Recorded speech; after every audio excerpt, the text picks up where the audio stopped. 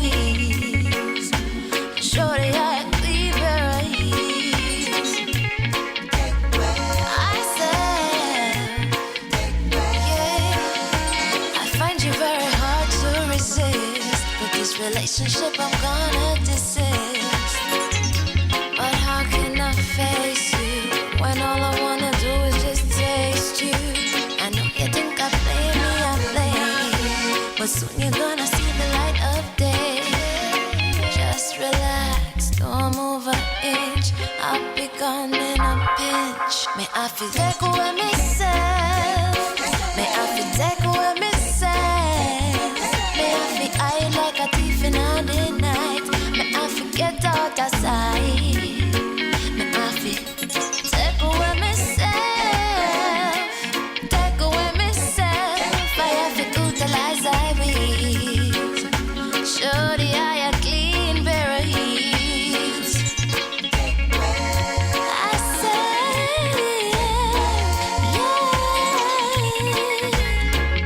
yeah. Been there, done that, don't need it again, yeah. I'm not a masochist who won't play your game, yeah. To all you move, you have me way to the core. Sayonara, the hot girl gone through the door. Greetings. Welcome to another Real Stuff podcast. And today is another beautiful day for a lot of people, except for those in Florida. But we're enjoying it. So this is yours truly, Franco, along with my good pal. Flavius. There you go, Flavius, all the way in Enfield, St. Mary, Jamaica. How's the weather down there for you this morning? Looking good so far. The sun is peeping out. Luckily for you guys, you have the sun this morning. We are still looking at some clouds as I'm peeping out the window. Cloudy, because we have the rain start falling from about 4 o'clock this morning, and trust me, that banging on the windows and on the door, it sounds as if there was like a hurricane going on outside. But other than that, we need the rain. As the weather person said this morning, Florida surely need the rain, and I'm hoping so. We need the rain. What's in your cup this morning? We had a good shower last yesterday. Nothing yet.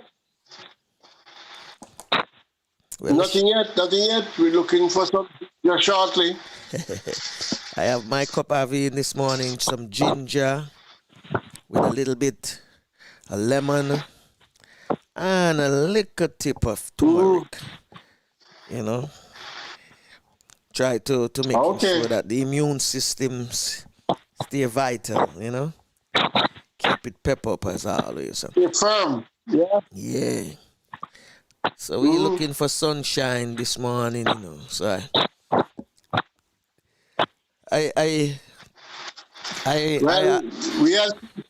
we had sunshine. Then came the rain. I figured that. But the rain was very welcome. Very, very welcome. Yeah. You guys get rain right now. You have we call it glad for it. Very, very nice. Because farmers still crying over the drought as well. You guys still experiencing drought in some parishes. Oh yeah. Well, we're looking for the sunshine. Yeah, man. Yeah. So, in the meantime, I'm going to give you Patrick Billings, Bring Back the Sunshine. And then we're going to come and do our famous Did You Know? And today, we have a very important guest this morning. It's none other than Deacon Peter Espeut. And he's a Jamaican Roman Catholic deacon, author, sociologist, and environmentalist as well. And he is at St. Anne's Church. And you know, St. Anne's Church is getting ready for their Feast of St. Anne, which is July 26th, Sunday, July 26th.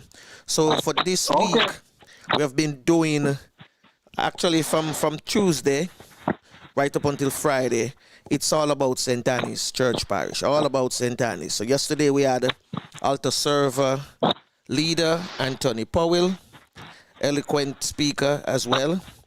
And, you know, I'm wishing him the best because I'm from the community and I know what the community is like. And today we have Deacon Peter Espeut, and he's going to come and talk to us about what's happening in the parish as well as getting ready for the Feast of St. Anne.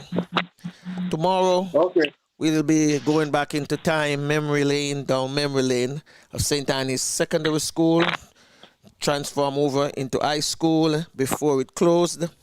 And we're going to be talking about, you know, some of the things that used to happen in the school and some of the achievement as well. And then on Friday, we cap it off with the leader or the band director, Felton Enriquez, the former youth club president, Earl Dawkins, and another band member, Anthony Marriott. So Patrick Billings is going to give us some hope of bringing back the sunshine. Okay. All right.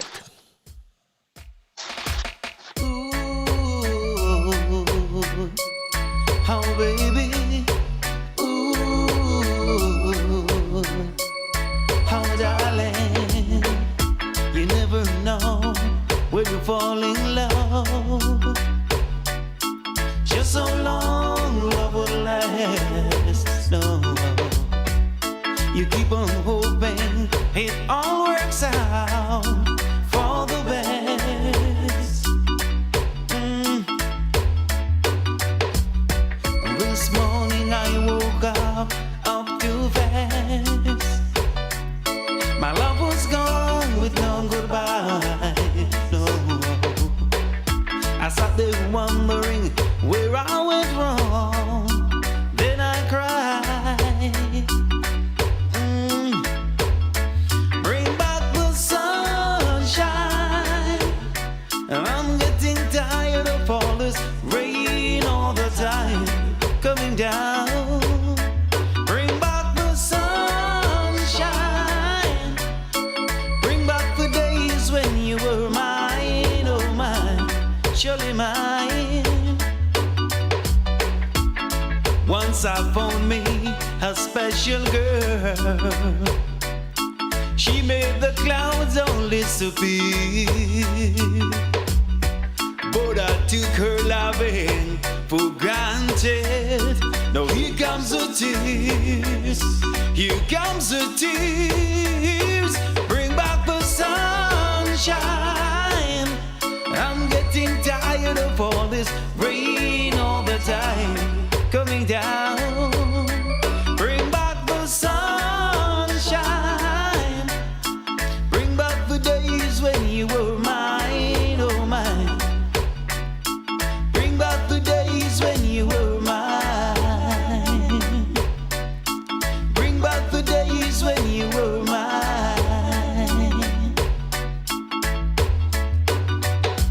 Ooh, oh baby, ooh, oh darling, you never know when you fall in love. Just so long love would last, no. You keep on hoping it all works out for the best. This morning I woke up too fast. My love was gone with no goodbye, no. Mr. Patrick Billings, bring back the sunshine. Yes, I would love to see the sunshine today again. But I'm thankful for what I'm receiving.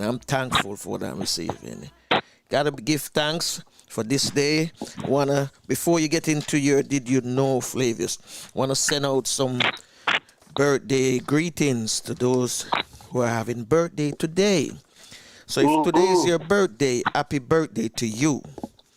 And want to give a big salute to all healthcare workers who are on the front line You know, we know that in the state of Florida and other states like Texas and Arizona, the virus is increasing day by day. The numbers are, you know, getting bigger.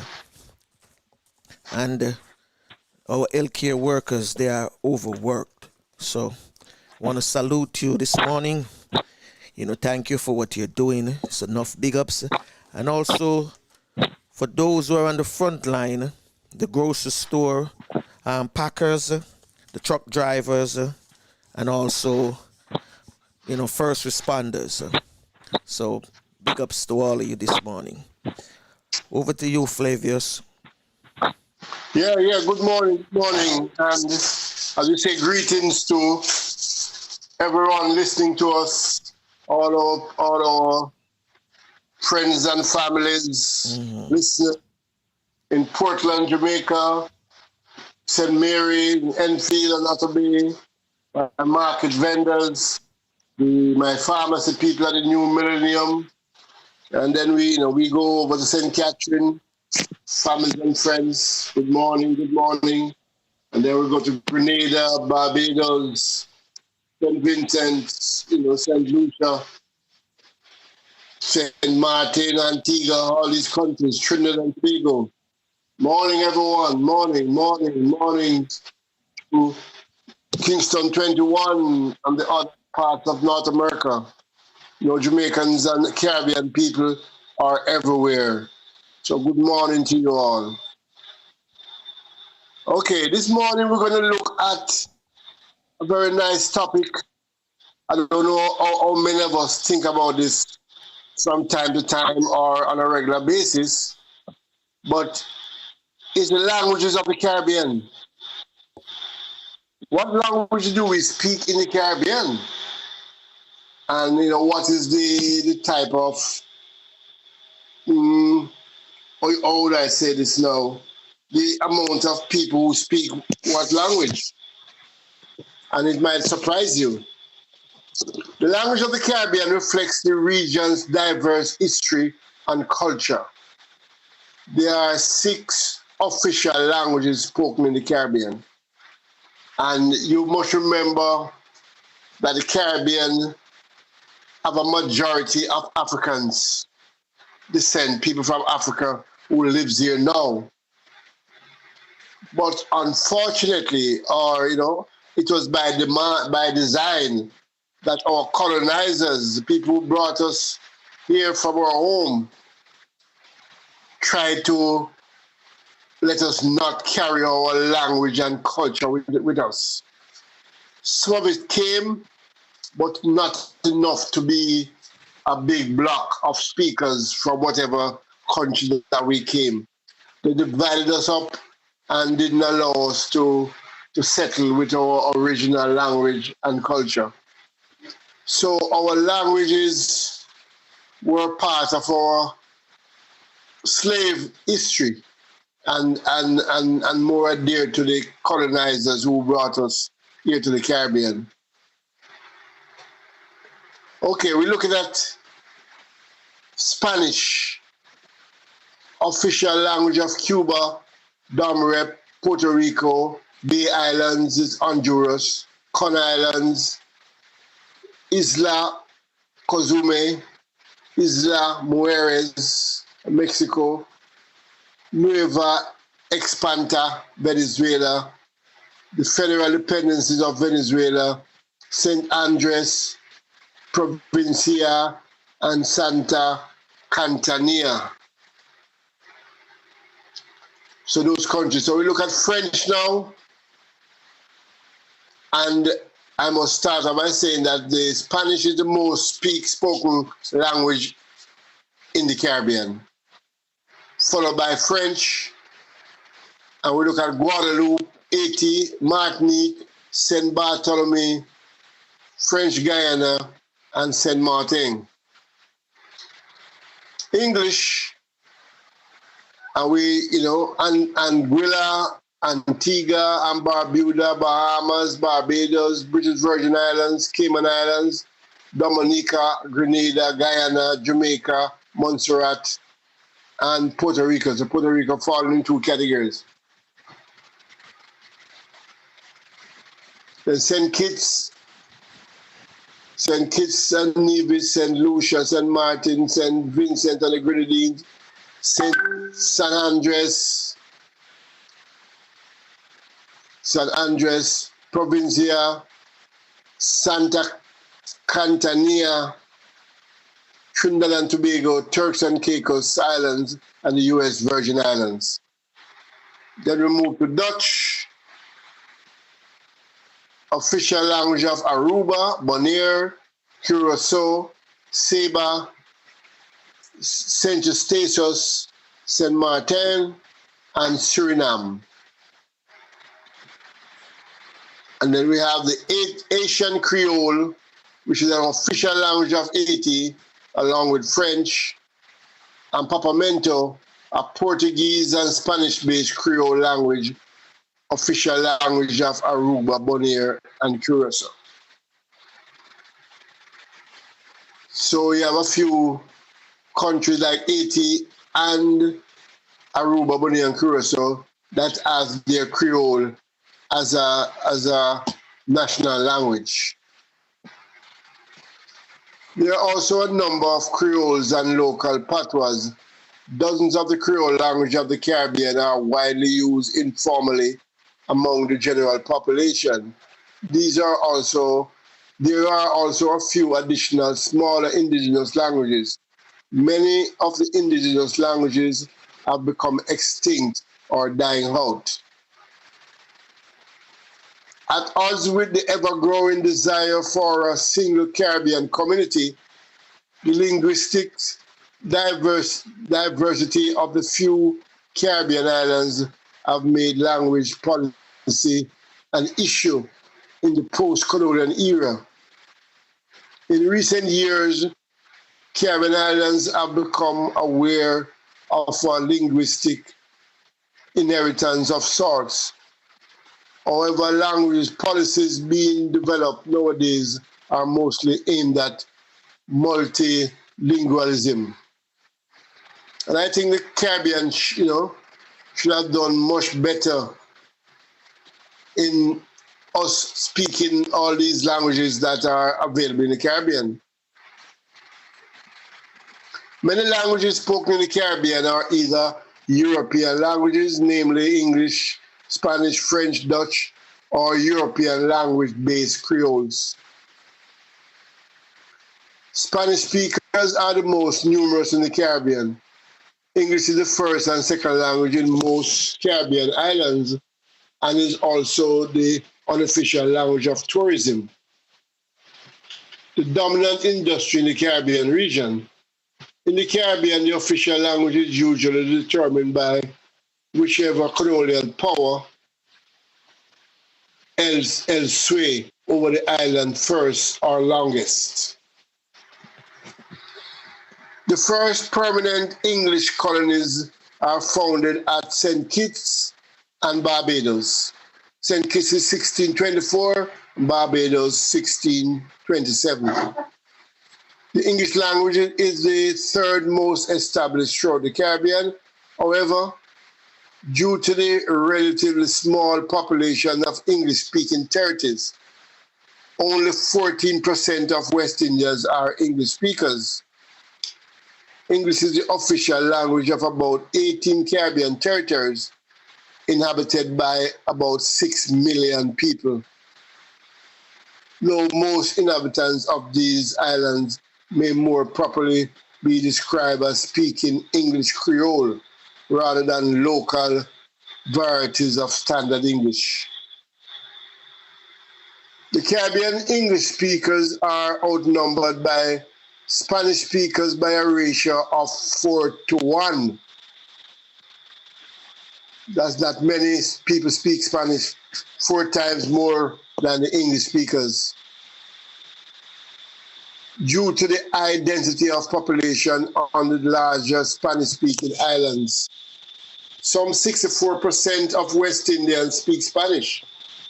The countries that are included in this group are Cuba, the Dominican Republic, Puerto Rico, and Belize, and some islands off Central, Cozumel, Isla Mujeres, San Andres, and Providencia, Corn Islands, the Bay Islands, and South America, federal dependencies of Venezuela and Nueva España. French. About a quarter of West Indians speak French or a French Creole. They live primarily in Guadeloupe and Martinique, both of which are overseas departments of France, Saint Barthélemy, and the French portion of Saint Martin, where the local language is English, but not an official language, both of which are overseas collective of France. The independent nation of Haiti, where both French and Haitian Creole are official languages, and the independent nation of Dominica and St. Lucia, which are both officially English-speaking, but where the French-based Antillean Creole is widely used, and French in a lesser degree. Dutch is an official language of the Caribbean islands that remain under Dutch sovereignty. However, Dutch is not the dominant language on these islands.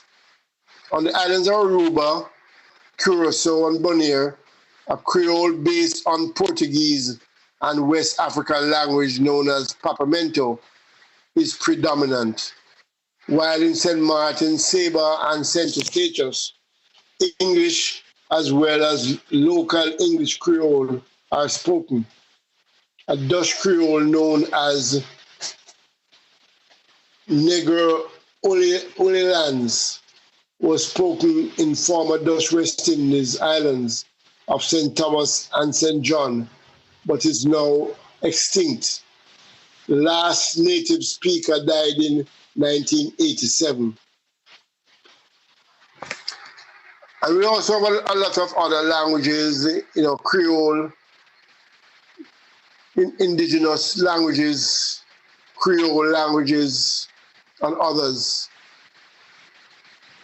But those are the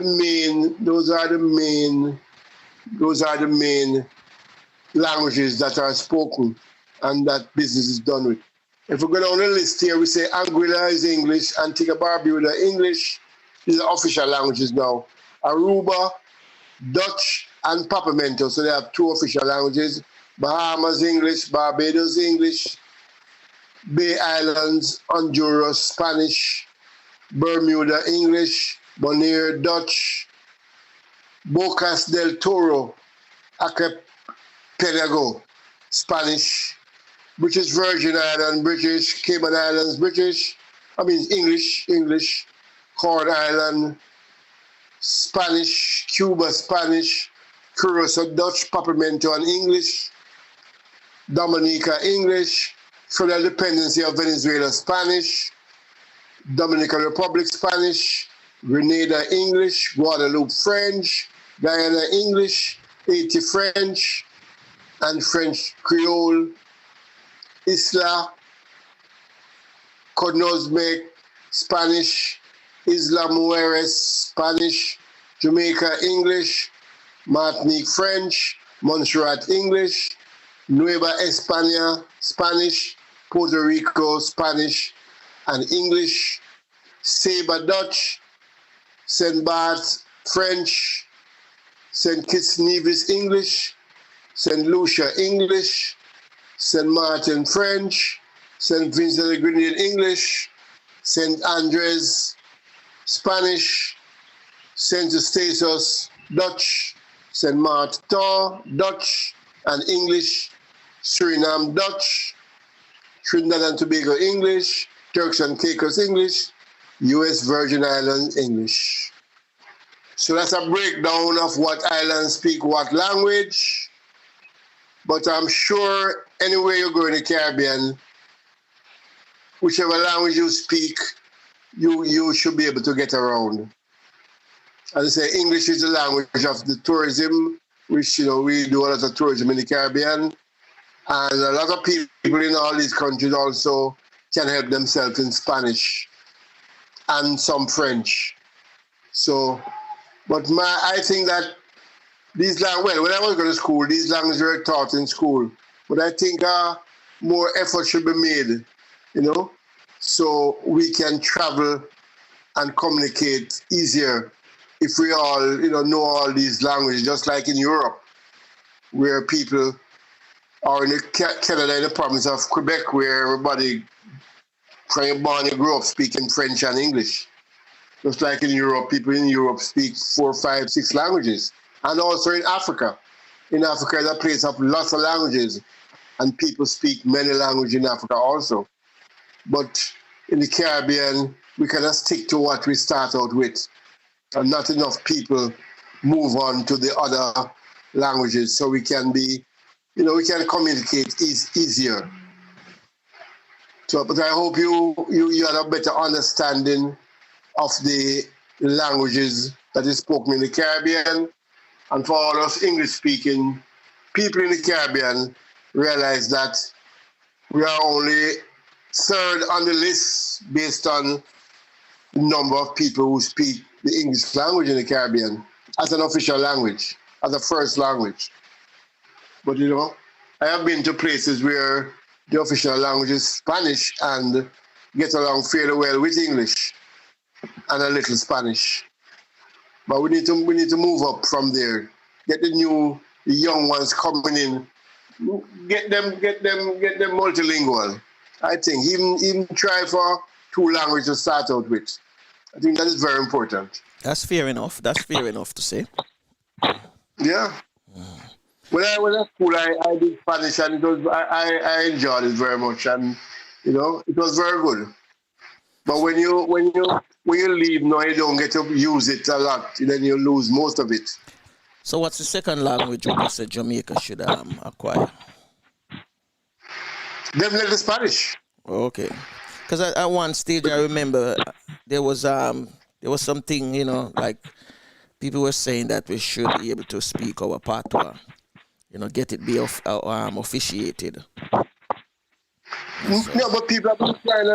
I don't see the fight against it, because I just told you that 80 of their patois as an official language. Yeah. And the root of Curacao and all that, they have the Papamento as an official language. Mm-hmm. I think we should do the same. And one thing I find out, you know, when I found out about these Creole language or patois, they are so much more descriptive than these other main official languages. Okay. Things you can say in Jamaican patois, you can't say it in English. It just have the same feel, the same meaning. You don't get the same type of emotion, you know. But we have our biggest neighbor right above us,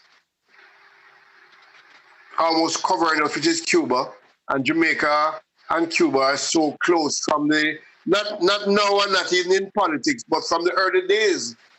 People were sailing from Hanover to Santiago de Cuba on a daily basis. So, and then right beside Cuba, going to our right or left, which way was, depending on which way you look at it, is Dom Rep. And it's another big country that speaks Spanish also. You know, it's very strange that how we gravitate to be going to North America more than going to these countries. I think we should be able to speak at least Spanish and English and patois, and then we'll be more rounded, you know. There's a lot of Jamaicans who are multilingual. Yeah. You know. A lot of Jamaicans live in Trinidad. A lot of Jamaicans they going to school with you. Actually Cuban. Because there's a young lady I know in Jamaica right now. She speaks like about 4 or 5 languages. So yeah, that is so it should be. Yeah, so it should be. But she would tell you that Patois, she's a strong believer that Patois should have been, a part of Jamaica, language, more officiated, I know, but I think I know what the challenge is, Mm-hmm. The challenges with Patois is to write it. Mm-hmm. Most people everybody speaks it, but very few people can write it. And read it too as well. Few people can read it. Yeah, reading is easier than writing. I have problems sometimes with it, to read it, honestly. But you see, what I'm the Patois is that Patois is taken from, like most languages, all languages anyway, are derived from other languages, are a combination. And because we are not schooled in like the African languages, like the Maroons in Jamaica, they speak a language from Ghana named Tree. Mm-hmm. One of the language of Ghana, and the Maroons kind of adapt that, But you don't have enough people understanding that. And our patois is made up of French and English, Spanish, all these African languages. And we just take out words there and put them together and whatever. We create words, man. We create words and meaning. Oh, yeah, every day. Mm-hmm. Every day. That's what we're good at, creating. So. I always tell people, if they leave Jamaica for like 10 years and come back, it's very hard for them to understand what people are saying. Because even regular English words, they give it different meaning. If you're not keeping in touch, but if you're in touch, you will pick up. Yeah, if you're not keeping in touch. But ordinary English words that they use now with totally different meaning. I mean, bad is a word like that, Bad can be good. Bad can be very good, And back and front and, a lot of these things, they change up and to suit the times and whatever.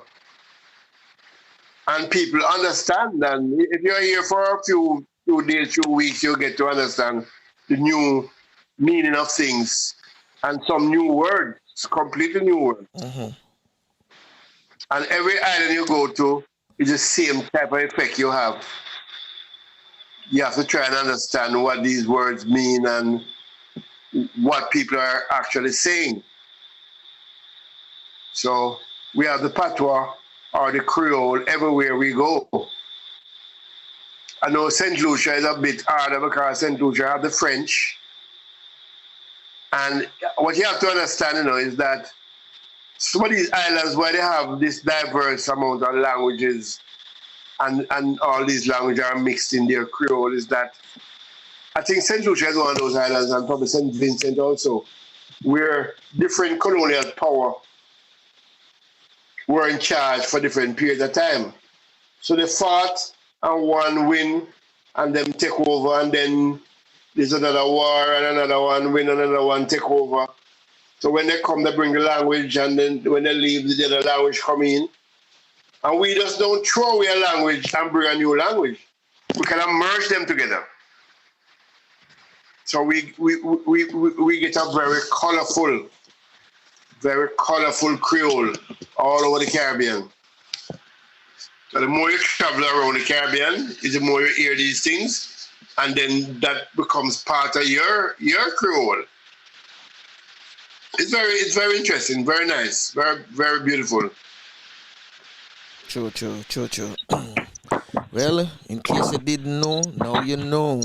We want to go into a festival song this morning. Okay. Before we get our guests in. So let's see. From yesterday, there was one that you say you like so far. Yes. We have moved up the ladder a little bit. All right. So let's hear this one then and see how this one appealing to you and to our viewers and listeners as well.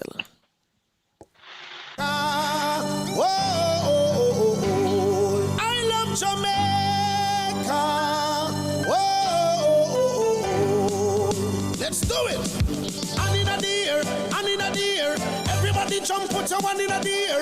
Move to the left and put your one in the air. Move to the right and put your one up in the air. Oh, brr, bambi dumbe.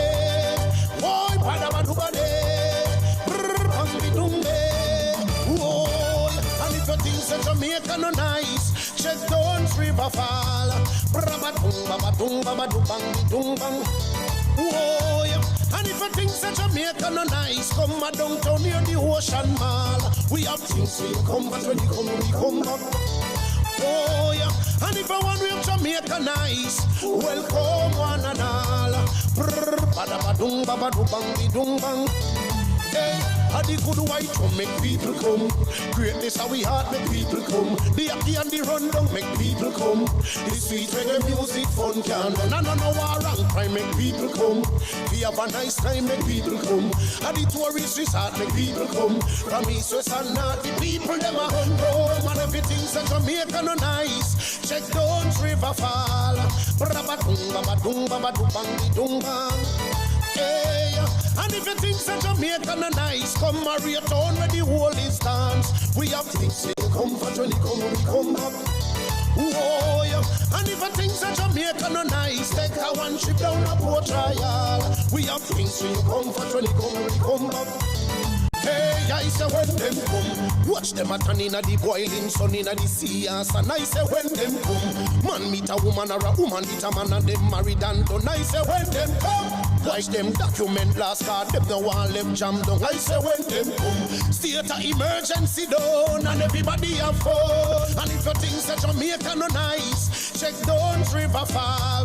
Brabadum, babadum, babadum, bang, dum bang. Oh, yeah. And if you think that Jamaica no nice, come a rock fort at the mineral bath. We have things we comfort when you come, we come back. Hey, and if you want to have Jamaica nice, welcome one and all. Brrr, badabadumbe. Whoa, badabadubade. So we tell them, say, and in a deer, and in a deer. Everybody jump, put a one in a deer. Move to the left and put a one in a deer. Move to the right and put a one up in a deer. Oh, yeah. Brrr, bambi dumbe. Whoa, badabadubade. Brrr, bambi dumbe. Whoa, yeah. Man, if you think that Jamaica no nice, check Downs River Falls. Brabadum, babadum, babadum, bambi dum bang.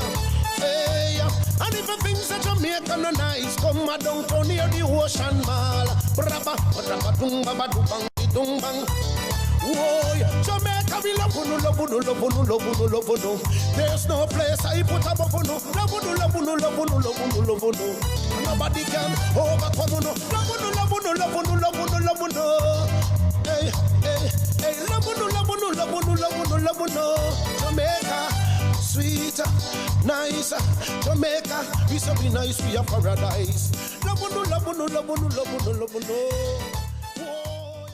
Yes, Flavius, that was Nozzleman. Me look at the chat room and me have Jamaica nice. You have company in the chat room and say them like this one. I hear you. Franco. Yeah. If this one is number one, the one yesterday is like number 5. Oh, okay. The other one them is like number 20. I see Dan in the chat room this morning. Yeah, see, I'm looking at him, yeah? That yeah, said man. this sound much better. Nice beat and rhythm lyric good. So yeah, man. I guess you and Dan hold on to that one. Yeah, man. People can jump to this one. We don't want to jump on, bro. Yes. It's good. That is festival. Yeah, that man, is festival. It's good. I'm not disputing it. It's good. You know. Yeah, man. It's good. It can win. Vote on popularity, because that's how it is. Yeah. You know? Voting end Sunday the 26th. Okay, so this Sunday. You can go to the website. Yeah. The JCDC website. Festival JCDC. Song. Yeah. And text or vote online, whichever way you want. So finally, you and Dan get something one can agree on. Oh yes, oh yeah. Yes. So, birthday greetings again. This is a birthday greeting. It's going out to Shane, celebrating his birthday. Lots of birthday in the month of July. Okay. Lots of birthday. So, happy birthday, Shane, coming from your family, your dad. You know, toughest Michael Campbell. Big up every time. Just to let you know also that next week we have a guest, right? One of our, we call it, sister station or brethren, Jati. He'll be coming here next Wednesday to talk about Flavius. You want to give us some update on that before we get our guest?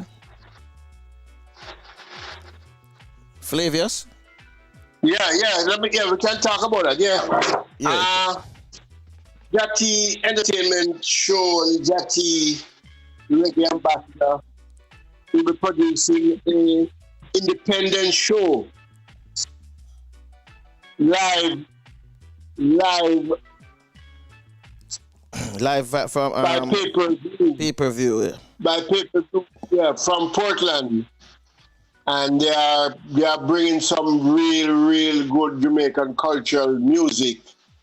You know, they're bringing Kumina. That's one of the great art forms of our music and dance and all that. And they are bringing Mento with the Jolly Boys, world famous Jolly Boys. They are bringing. And they are bringing some ska at the end. So tomorrow we'll tell you a little bit more about it.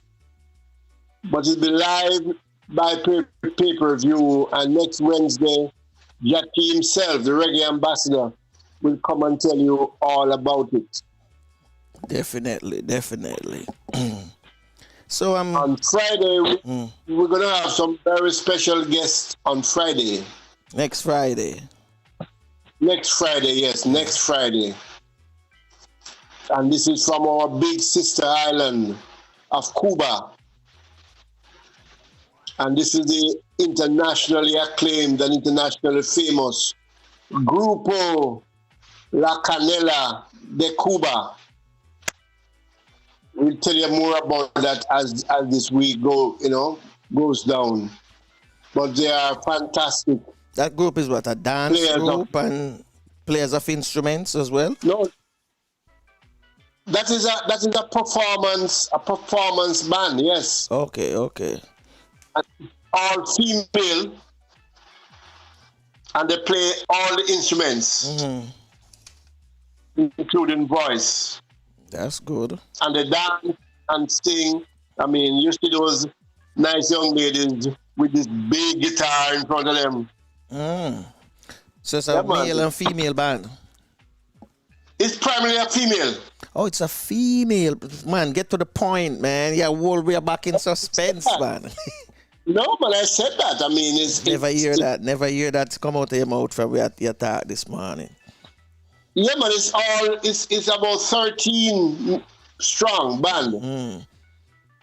Their musical director is a man, SS Truente, a great saxophone player.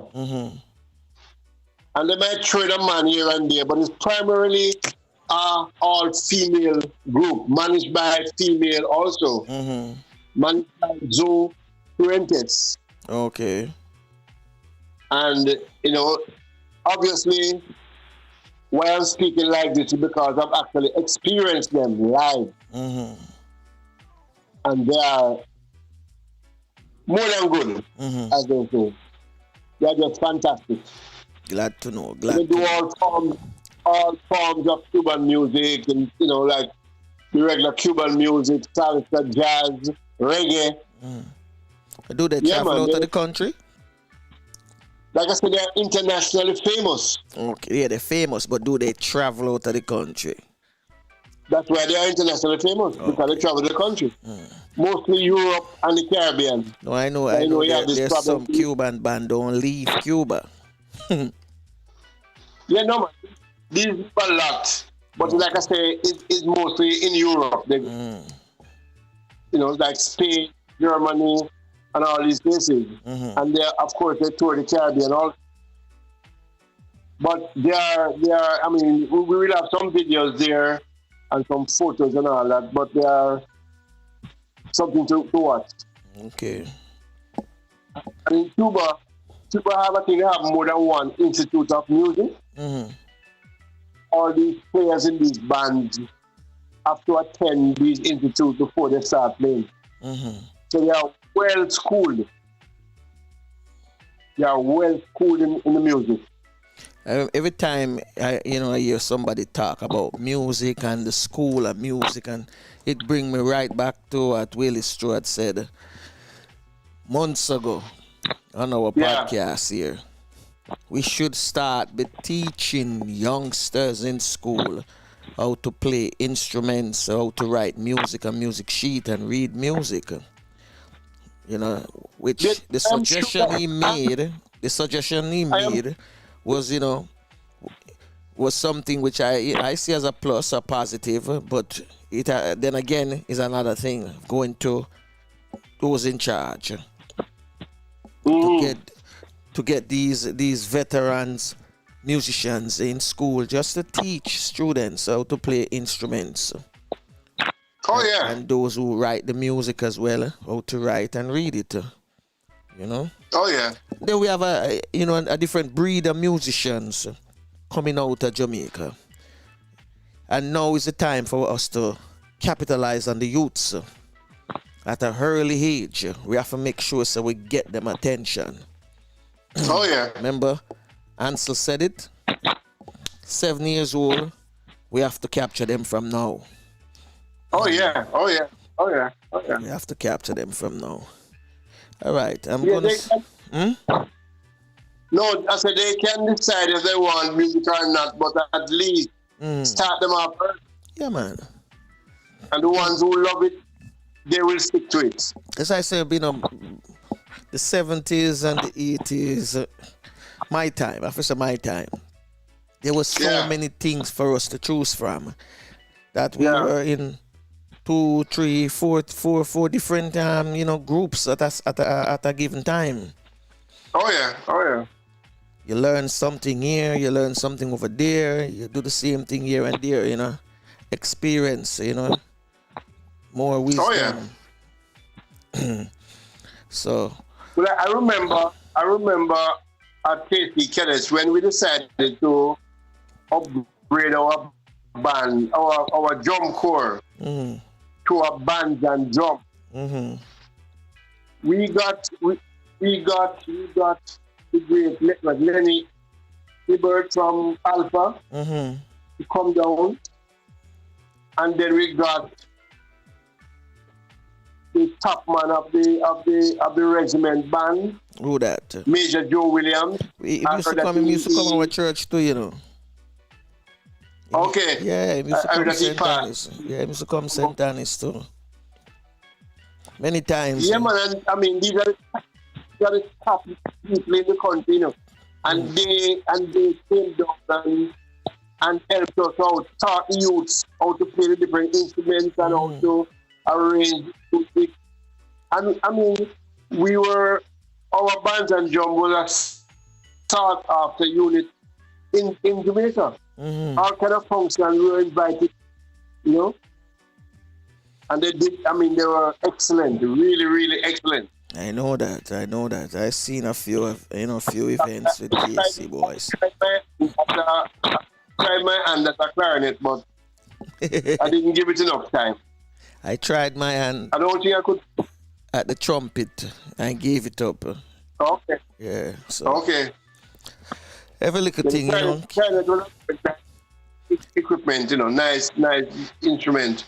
It's one of the pure instrument like the piano. They use that. They also use that to tune other instruments. That's what I wanted to learn to play, the piano. Yeah. Or the organ, or any one of them. Because I always like you piano. Oh yeah, I still. I think I'm gonna, I'm looking at, say I'm gonna start getting some lesson. Get a keyboard, you know, and then. Yeah, because keyboards are not expensive like in those days. Oh no. So I'm gonna teach myself a little because there's some music sheet apps, you know, that you can teach yourself to play and things like that. So it's easier now. You know, easier now. Let's see if we can get our guest this morning. Let me just tell you something. Okay. Would you believe that of my friend Morris who came on the show? Right.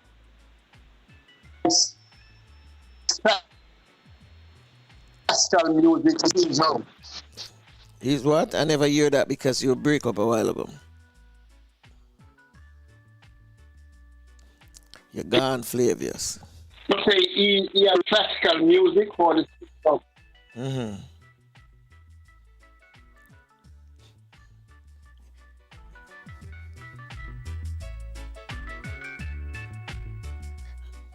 I think you're gone, Flavius. You're chipping in and out. Right.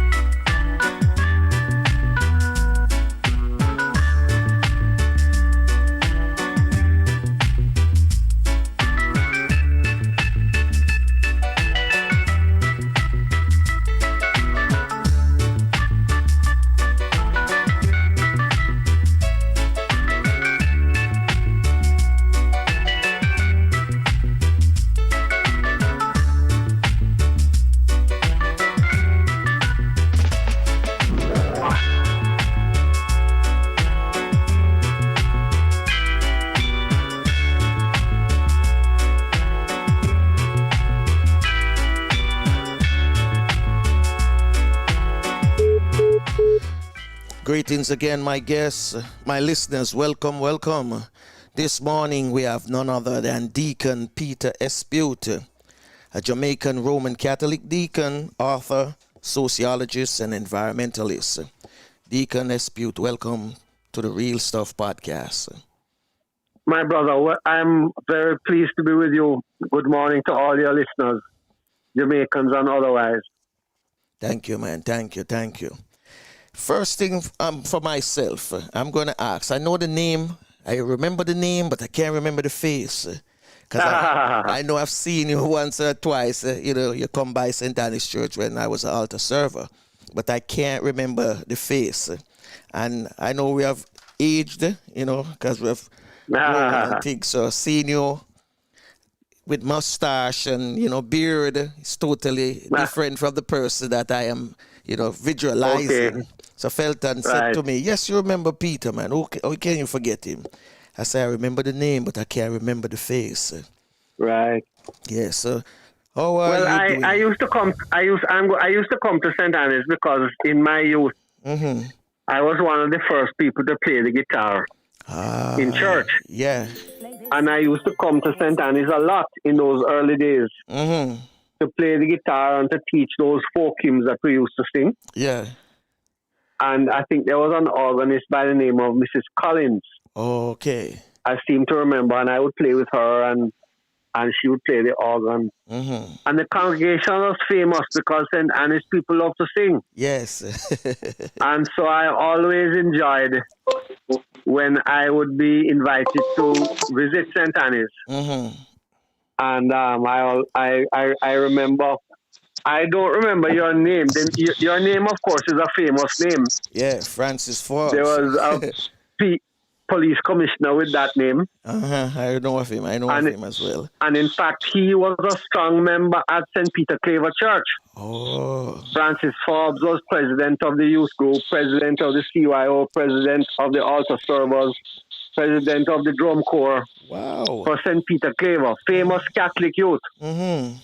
So you have a famous Catholic name, my brother. Yes, thank you. Are we in the same, we call it the same church organization? Because I was a member at the CYM as well, altar server, and the youth fellowship. Yes, so, of course. No, when I heard that you're a deacon at St. Anne's, it made me wonder. So we don't have a priest.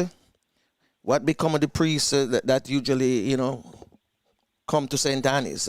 Are they shortage of priests now? Well, yes and no.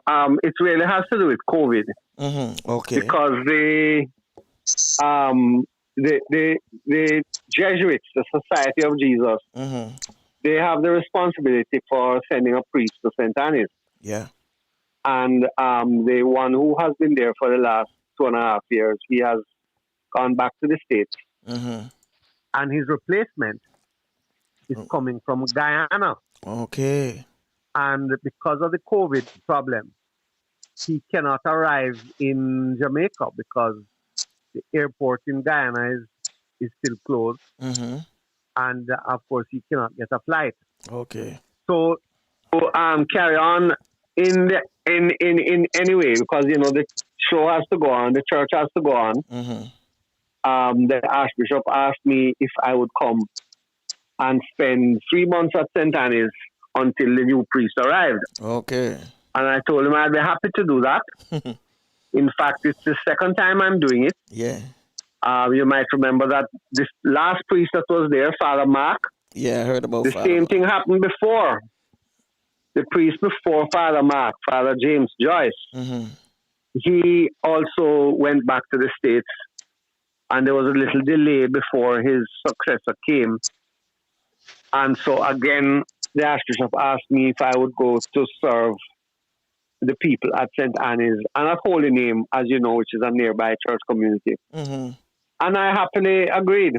Yes. So this is actually my second time serving the people of St. Anne's. I'm glad. And I'm happy. As soon as he said, "Will you go?" I said, "I am ready." And so here I am for the second time at St. Anne's. I'm loving it.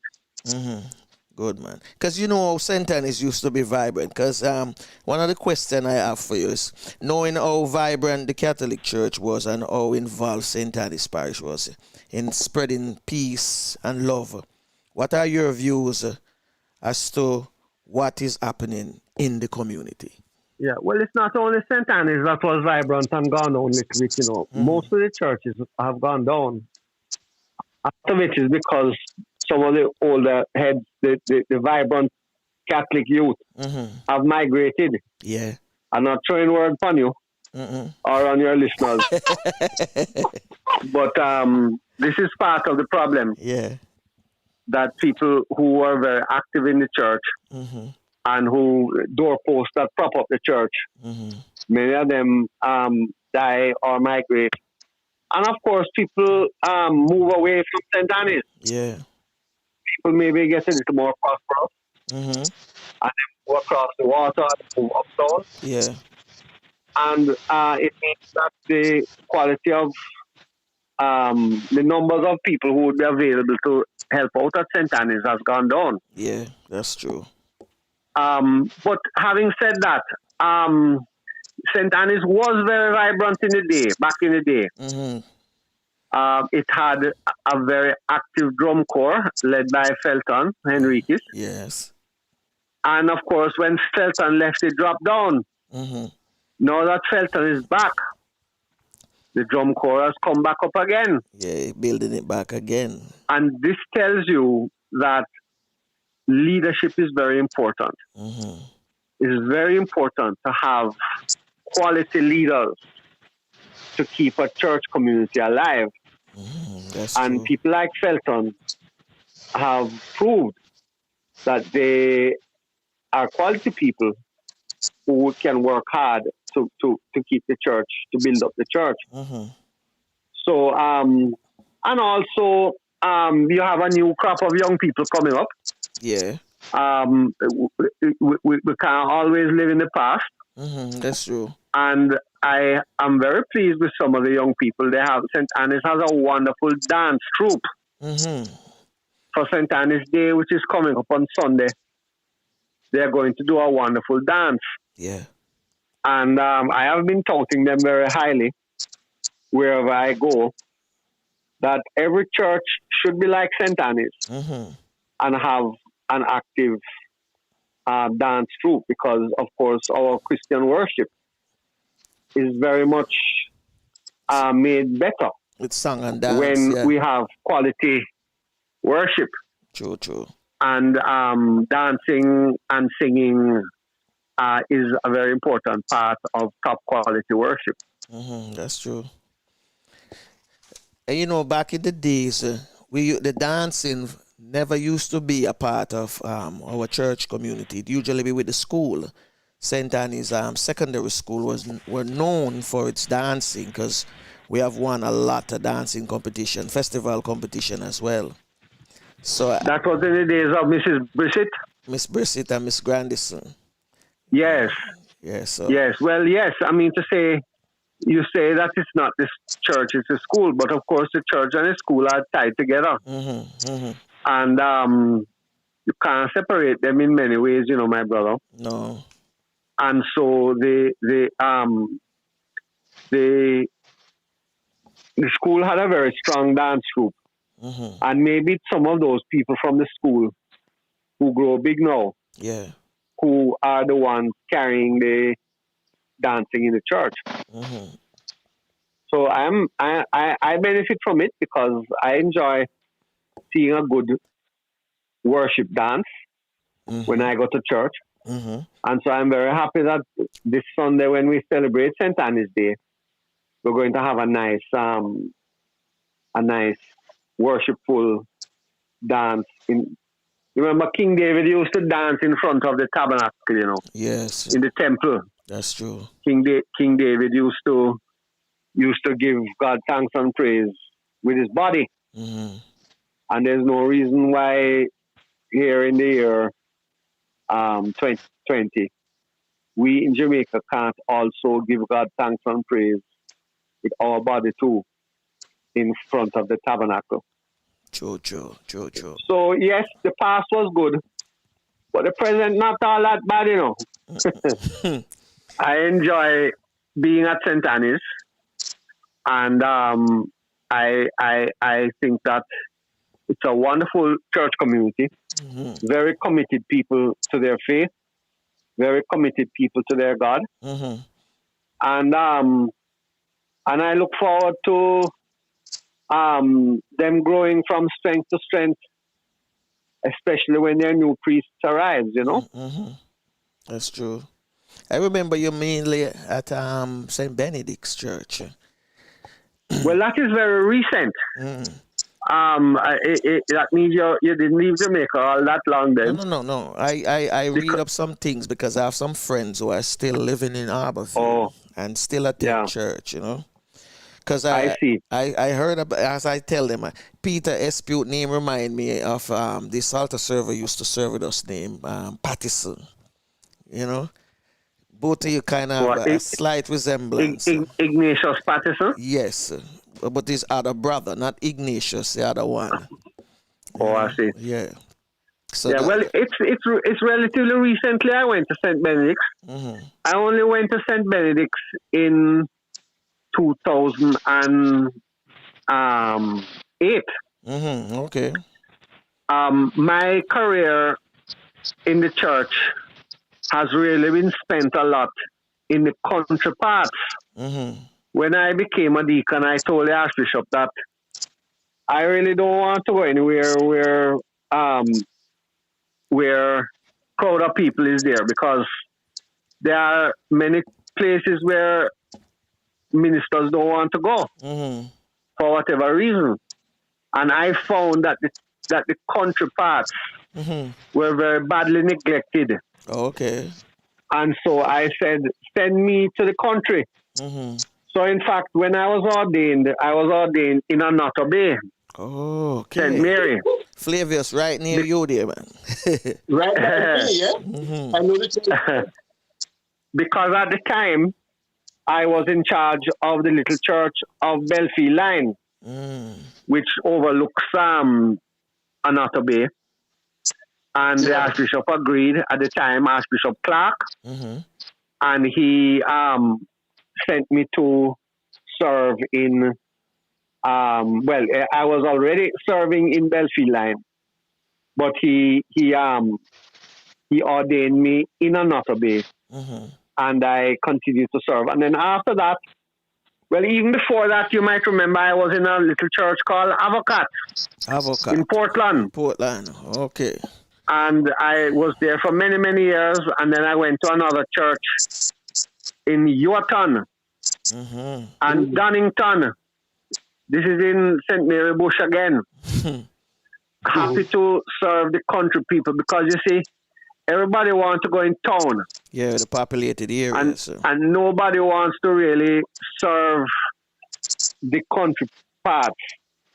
And so in fact, listeners might be interested to know that I have served in every civil parish in the Archdiocese of Kingston except St. Thomas. I have never actually been in charge of a church in St. Thomas. Okay. But I have, in fact, conducted many, many, many communion services in St. Thomas at St. Bartholomew's Church in Yallow. Many, many, many churches, services. Because whenever the priest is absent, they would again ask me to help out. So you're a lover for the rural area? Let's put it this way. I love to serve in places that are neglected. Yeah. I figure that poor people and rural people deserve top quality service. And I believe that when I preach and when I serve, I offer top quality service. So therefore, I said to the Archbishop, everybody wants to stay in town. Everybody wants to go to the town places. Send me to a place where nobody don't want to go. And so that is why I would go to the country parts to serve people there. I've also spent time in Old Harbor for a time when they had no priest. I was put in charge of the little church Sacred Heart, Old Harbor. But then some years ago, I personally moved to Kingston. Okay. And the Archbishop of the day, Archbishop Reese, said to me, well, would you like to go to St. Benedict's? Because they don't have a priest at St. Benedict's. I said, okay, I'll go to St. Benedict's. So that is how I went to St. Benedict's. But of course, as I'm trying to explain, St. Benedict's is actually the first town place I went to. All my previous churches. You call it a town place. Well, you can call it, I mean, to say you are right. I know what you mean. I know what you mean. It is in the constituency of rural, East Rural St. Andrew. St. Andrew, yeah. So, and of course, one of the missions was, or is, Bull Bay. The Church of the African Martyrs of Uganda. Yeah. Another mission is Port Royal. And these are also very neglected places. Yeah. So when the Archbishop asked me if I would go to St. Benedict's African Martyrs on Port Royal, I said yes. Because they need to be assisted, you know? Yeah. And then since then, I'm a relatively old man now. I'm sort of retired from full-time, that sort of thing. But then later in life now, they said to me, will I want to be the Dean of Studies at St. Michael's Seminary? Okay, yeah. You know, St. Michael's Seminary is the place where the priests are trained. Yes. And for a long time, we did not have any priests in training. But all of a sudden now we have 5, 6. Okay. And so the Archbishop said, well, will you know, you did very well when you were at university. You did very well with your theology. And of course, I have master's degrees and so on. Would I agree to be the Dean of Studies, to be in charge of the academic training at St. Michael's? I said, I'd be happy to go. When I went to St. Michael's last year, January, we had 15 students. What I did was I instituted new programs. Yes. Now, last semester we had 54 students. And this semester we're going to have 80 students. Wow. So I'm trying to make St. Michael's grow. Yeah. And at the same time, you know, there's a tremendous demand for knowledge. People want to know about their faith, but they also want to know about philosophy. And so I've introduced a new program at St. Michael's, a philosophy program. Okay. And that has attracted a lot of students. And I am now preparing a new program, a bachelor's in guidance and counseling. I was hoping that would have started in September, but we got slowed down because of the COVID. Yeah. So I think next September rather, we should roll out that new bachelor's program. And I expect a lot of people will come to St. Michael's to study guidance and counseling, because every school must have a guidance counselor. That's true, yeah. And the UWI does not have a program right now to train guidance counselors. So St. Michael's will be the first UWI institution, even in Trinidad and Barbados. Yeah. We will be the first institution to offer a bachelor's in guidance and counseling. That's good. And so that is how I spend my whole age, developing St. Michael's. And then the Archbishop come and say, St. Anne's needs you, will you go? And I say yes. But it's only for 3 months, you know, only June, July, and August, until the new priest comes. Okay. I can't say no to the Archbishop because I took a vow of obedience to him. I have to do what he says. Yes. But also, it's a sweet job he gave me to go to St. Anne's. I love St. Anne's. It is not a burden. Rekindling your memories. It is not a burden. Yeah. So even though it's not a country place, which is where I'm used to, St. Anne's is very much in the inner city. Still, it's people that I love, and I enjoy the work I do at St. Anne's. Do you still play the guitar? Not much, you know. Okay. Because since I'm a deacon now and I'm on the altar, it's kind of hard to be on the altar playing the guitar, because some of the times when you have work to do up on the altar. That is when the people are singing. Yeah. Like when the wine and the water is poured in the cup and so on, and they're singing, "Take our bread." That is when I'm supposed to be doing the pouring of the wine. Yeah. So I can't do the two.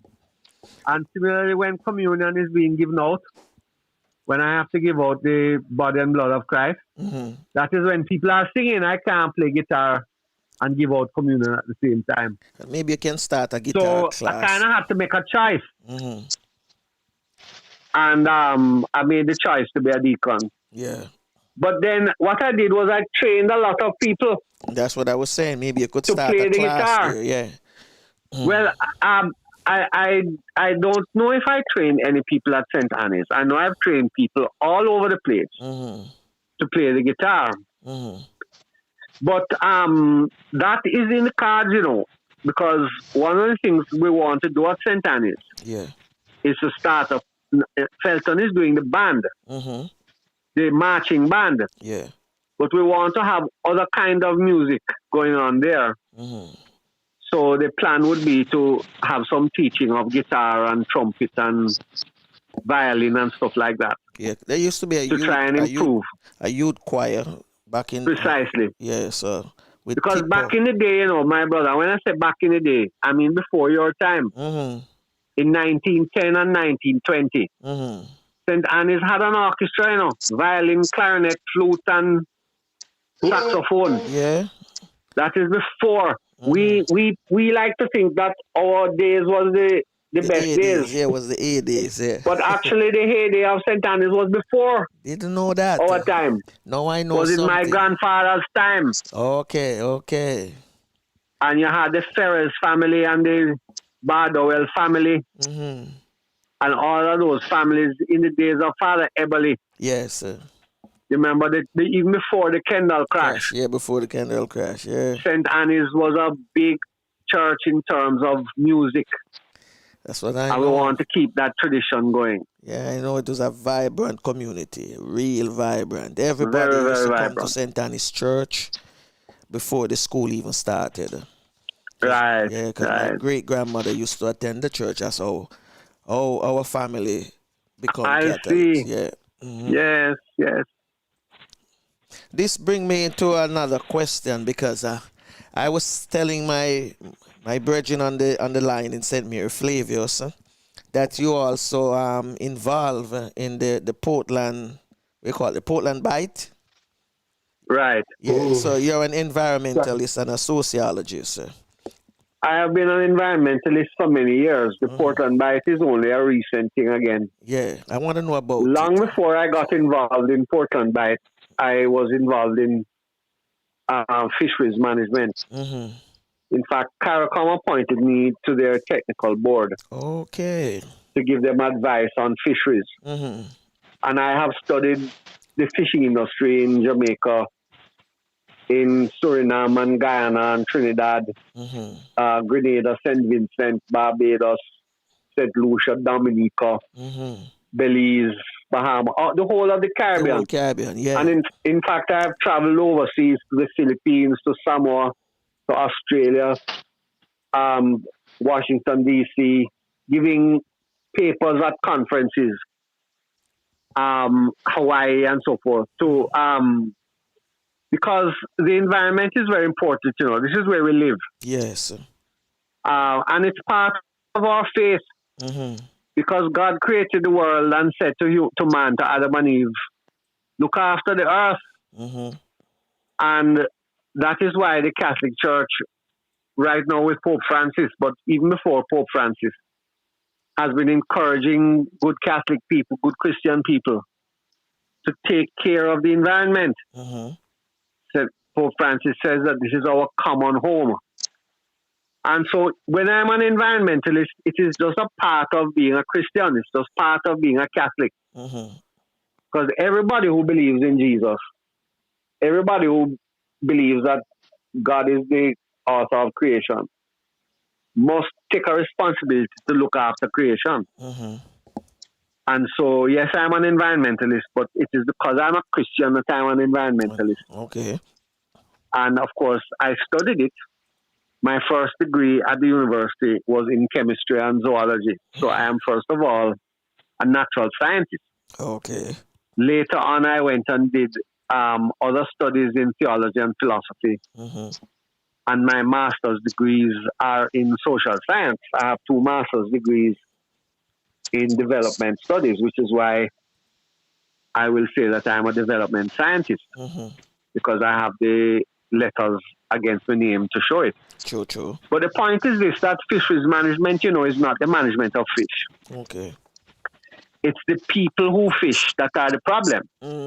And they use dynamite, and they use small mesh, and they overfish, and they cause problems. And therefore, fisheries management is not a biological science. You're not supposed to put a biologist in charge of fisheries. You have to put a social scientist like myself in charge of fisheries, because it has to do with the behavior of people. True. And therefore, fisheries management is really a social science. And so that is how I made my living. As a consultant to CARICOM, consultant to the OECS, consultant to the United States Agency for International Development, USAID, to CEDA, the Canadian International Development Agency, to the British government. I've been a consultant widely to UNESCO, to the FAO, and United Nations, explaining to them how to manage the environment, especially fisheries. But not only fisheries, it has to do with forestry. So later, when I realized that what the Jamaican government was doing in the 90s was deciding to have protected areas in Jamaica. They had the Blue Mountain, Jonker Mountain National Park. They had the Montego Bay Marine Park. And they said, we want people to come forward to manage the environment. Come forward. I formed an organization called CCAM, the Caribbean Coastal Area Management Foundation. And we made an application to the government for the Portland Bight area to be protected. Okay. And that we would look after it. And the government agreed. The government worked with us and created the Portland Bight Protected Area.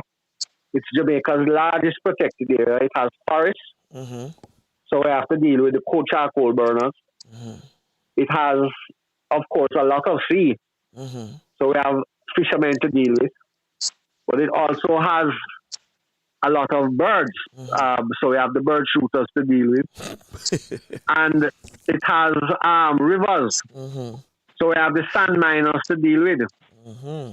So this is where all the skills of managing the environment can come forward. And so we were very happy that in I'm trying to remember now, it must be 1997, the government created the Portland Bight Protected Area. Okay. And then they gave us the responsibility to manage it on a 3-year contract, and we did that. In fact, I retired from CCAM because I had a stroke, and I couldn't keep up the hectic work that was involved. But, I had good deputies and other staff, and, they call it succession planning. Yeah. You must always plan somebody to take. And so I was able to retire in 2008, and that is when I went to St. Benedict's. So that I moved back to Kingston from Clarendon, where I was living. Because the Portland Bight area is not in the parish of Portland. I hope your readers know that, your listeners know that. No, I don't think most of that. Some people know, so I can tell them where it is. Clarendon and St. Catherine. Okay. We're talking Old Harbour, we're talking Hellshire, we're talking Rocket Point, Clarendon, we're talking Salt River, we're talking Mitchelltown, we're talking places like that that they may have heard of. Lionel Town in Clarendon, and so forth. Halls Hall, Water Lane, places like that in Clarendon, Monimos area. It's a whole heap of places, man. Yeah, it's a big area. It's very big very large area. Very big area. And so we got very involved in the community, and the area is still being managed by CCAM. The person that I passed over to is still the director. Yeah. And the scientists that we hired are still there. There are fisheries sanctuaries that they manage. Well, of course, we had battles to fight, because when they want to give away the goat islands, the goat islands are in the Portland Bight area. Wow. Yeah. And I couldn't allow that. Tell me story, man. So, I had to, I've been writing for the Gleaner now for the last 25 years. Yeah.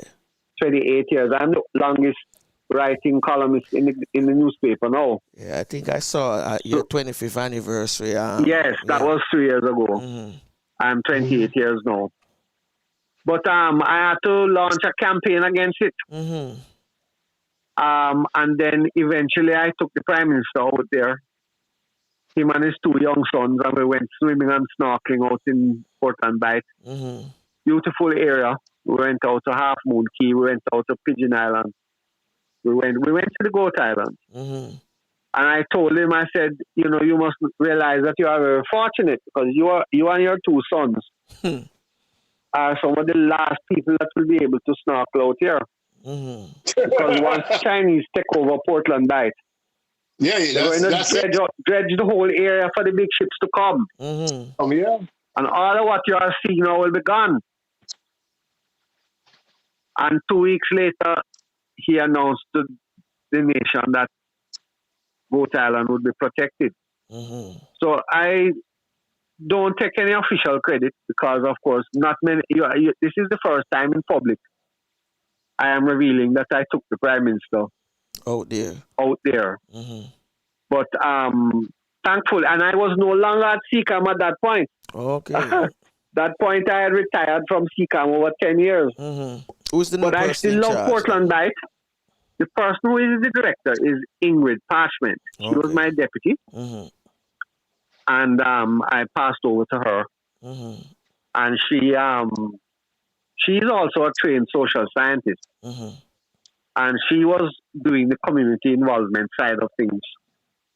She specialized in that. And has continued. She's done an excellent job. And even though I retired from the environment and went into the church, I don't think the work suffered very much, because my successors have been very capable. But yes, and I'm just trying to explain to your listeners, that being an environmentalist is not an option. Every Christian has to be an environmentalist. It's part of what God called us to do, to look after the earth. And so I have tried to be a good Christian in my life. I don't say I've been the best Christian. I am a sinner like everybody else. True. But I have tried my best. And here I am at St. Annie's now. There's not much environment out in St. Annie's. There's not any fish. There's no forest out there to protect.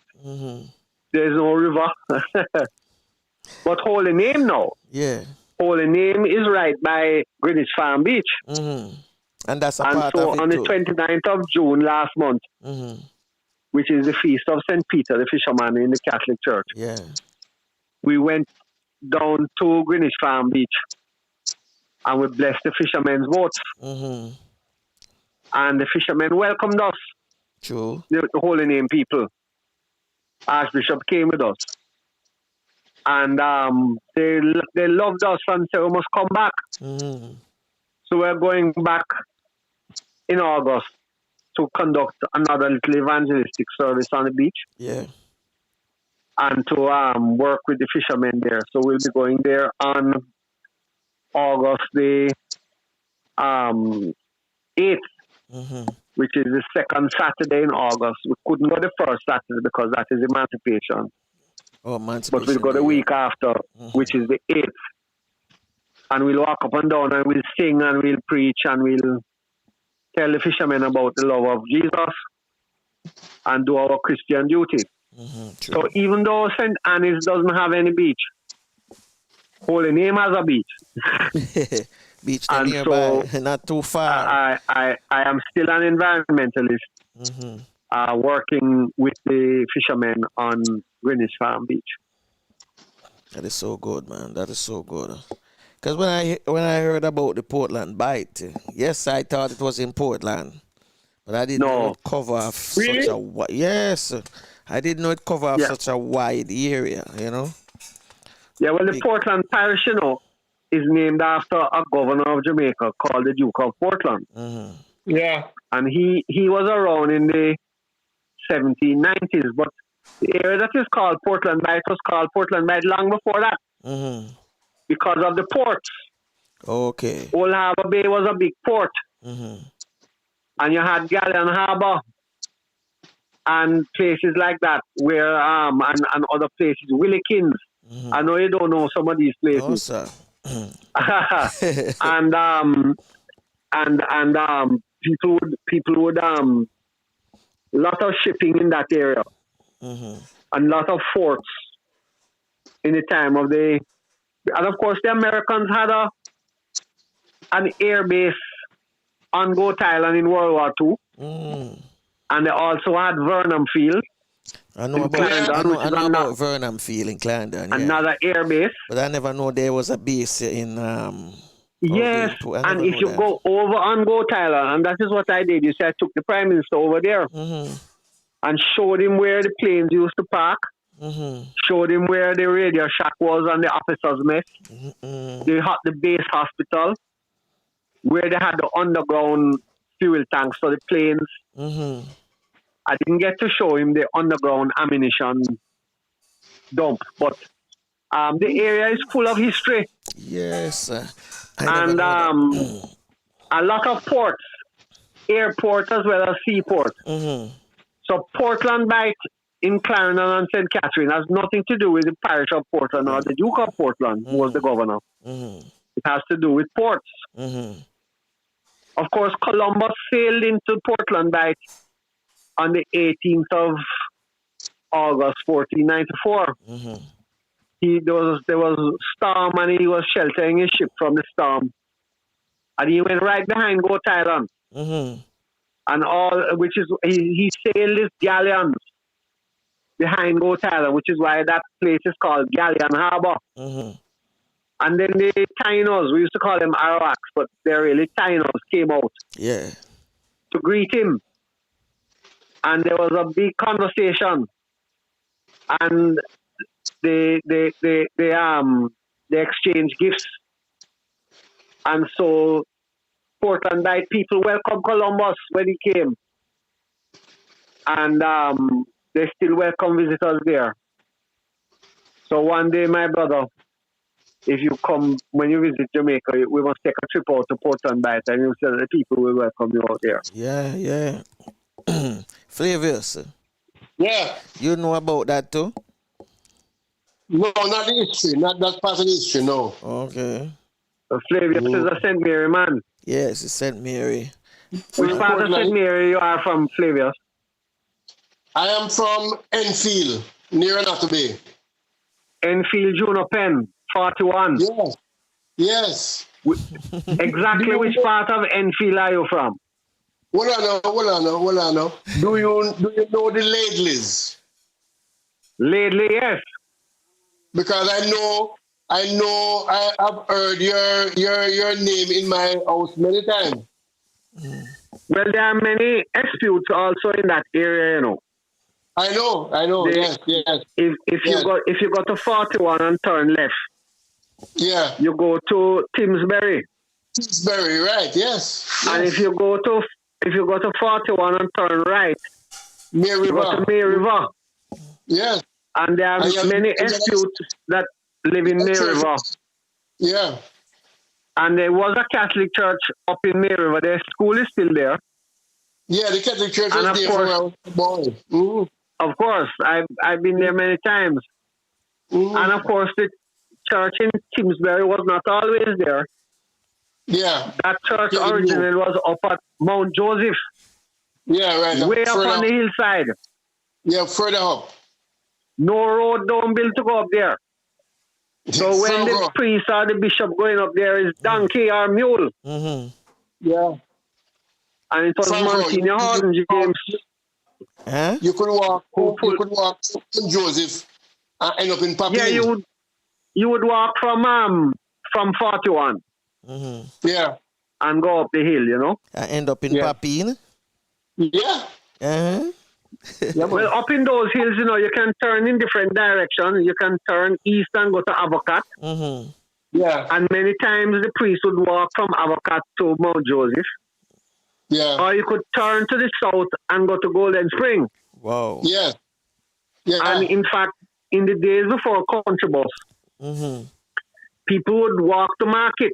Mm-hmm. Yeah, there's no bus to take them to market with the goods. So they walk to Hardware Gap, Newcastle, not Hardware Gap, Newcastle. Castle, yeah. Come down the other side to Garden Town. Yeah. And the track. Go ahead. Yeah, go ahead. No, just say that I live in Enfield, close to the post office. I see. Right. Yes, I know the area very well. Yes, obviously, yes. Yeah, man, because it has to be the same Peter. Because you know the area so much and you travel all over there. But it doesn't matter, you know, my brother. Different churches. Any part of Jamaica you call, I will do it, you know. It doesn't matter. Mm-hmm. I realize that. I like to sit But a lot of Espeut come from that side, you know. Mm-hmm. Yeah, so you might have heard of Claude Espeut and Marvin Espeut. And I taught Marvin at St. George's College. Mm-hmm. Okay. And and so they are not necessarily my family. Mm-hmm. For another day, we will talk about history of that. Mm-hmm. But you remember in slavery days, you had plantations and some of the slaves would take the name of the master. Master, yes. And in the old days, the Espeut used to own property up there. Mm-hmm. Yeah. In the area between May River and Long Road. I don't know if you know Long Road. Of course. Is another area up there. And lot of Espeuts in Long Road, lot of Espeuts in May River, but they are not related. Okay. Didn't know that. And I traced their family back to slavery. Mm-hmm. Okay. And they are not related to me either, I don't believe. So history is something that we can always talk about another occasion. Mm-hmm. Yes, I'm happy to talk about a St. Mary with a St. Mary man, especially a St. Mary man from, I would call it the Espeut part of St. Mary. I just get a text, Deacon, and the person want to know if Elsha fishing area is part of the Portland. Yes. Okay. Yes, I worked very hard with the fishermen at Elsha. Mm-hmm. And they had problems with the UDC and they had problems, and we would help them. We eventually made sure that the UDC provided them with a lease for their fishing beach. Mm-hmm. We battled with them for many years over that. Mm-hmm. And of course, they built their fishing cooperative and thing on Helsha Bay. Mm-hmm. Yeah. Whereas the swimming took place on Half Moon Bay. Okay. You couldn't mix the fishing boats with the swimmers because the boat might lick somebody and they might get drowned. Mm-hmm. Right. So the fishermen stayed on one side. Okay. On the Helsha Bay side. Mm-hmm. And the swimmers would stay on the right hand side, the Half Moon Bay side. Mm-hmm. And we had many, many meetings, hundreds of meetings out there with the fishermen. Yeah. And they agreed that they would have a fish sanctuary out there. Mm-hmm. And I worked with them for many years. But of course, as I say, I retired from that now. Mm-hmm. But it was a pleasure working with the Helsha fishermen. You seem like you enjoy everything that you do, man. Yeah. Well, what's the point, my brother? If you don't enjoy your life, then you might as well dead. Yeah. That's good. That's good when you're doing something. So I made sure that I enjoyed what I did, and I did what I enjoyed. A question That for is you. wonderful. There's a question I have for you. Yes. This question was given to me by a friend. He said, what do you think need to happen in St. Anne's Parish for us to recapture the attention of the youths to the church? Yes. You know, I am only temporarily there. Yeah. The priest that was there before, he had the control, and then we're waiting for the new one to come from Guyana, and then he will have the control. So poor me. I am just a hole in the fort temporarily. Yeah. I can't bring a whole heap of changes in there because it's not fair. I am just a temporary servant. But I think what is going to be important is we have to bring the youth closer to Jesus. Yeah. So there has to be more prayer. There has to be more teaching of the faith. But also we have to do things that interest the youth. Yeah. And I mentioned some of them to you already. The music. The music is one. We have to have a proper music school there. I can't let out any puss out a bag. But we want to establish a music school at St. Agnes. At the same time, the youth also like dancing. So bring back the dancing too.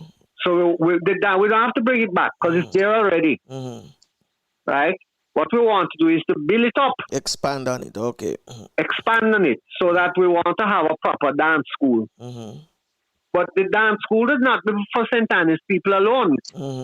Because people from the nearby churches will also want to learn dancing. And since St. Anne's is the capital of dancing, then we would want the people to come into St. Anne's to learn the dancing. At the same time, we would bring other people in to teach the music. So I think that plan is there, music and dance. And then we'll see where we go after that. But also there has to be a lot of missionary work, you know. I mentioned to you that we would go to Greenwich Farm Beach. Yeah. But we have to go all around Hannahtown and Denham Town and Rosetown and try and do some evangelization downtown. Yeah, I remember the days we used to do that with Father Caskin. Yes. Father Caskin, Father Harry. So that we would really wish to continue that sort of work. That's true. So that's the plan that I think. But, you know, I can always say that, you know, but when I leave in a few weeks, it's the new man that is coming in that will decide what St. Anne's does. I can only put forward my ideas now. I am in charge, yes, but I'm only temporary. When the full-time person comes, it's really their decision, not mine. True. All right. Fond memories of St. Anne's in the past, 70s, yes, the 80s. What are your fond memories? Well, as I said, I spent time at St. Anne's playing the guitar. So my memories of St. Anne's in those days would be playing the guitar. I told you already, Miss Violet Collins was the keyboard player. Felton was there with the drum corps. Now, Mr. Mark wasn't there yet. I don't remember Mr. Mack. But there was also people like Howard Rochester and Sonia Witter. Yeah. Who were the youth at the time. And Cody. They were, remember, the youth group at the time. Yes. Sonia Witter. Howard Rochester. And the friendship that we would have from those days. And but you know, in those days, I was the head of the CYM. You know, I started the CYM. I don't remember you, man. That's just the CYM. I remember. So I did not only have to deal with St. Anne's. Yeah, you have the whole. I had to deal with all 74 churches. I remember, you know. So St. Anne's got a little piece of my time in those days. Because you have guys like. But I also went to places like May River. And Timsbury and Avocat and Buff Bay and Nutter Bay and then of course the other Kingston churches like St. Patrick's and St. Pius. So that I had to spread myself around. Yeah. So I have many fond memories of St. Annie's, but and I call the names of the people that I remember. Yeah. But but it really I spread myself around quite a bit. Mm-hmm. And it's mostly the times I would play the guitar there at St. Annie's. I remember, because a part of your committee, CYM at the time, was people like Barry Francis from absolutely right. Carl Little, if I could. Carl Little was absolutely right. And Alone. Yeah. Alone, which she was at the time. Because I remember a meeting up in Charlotte Teachers College.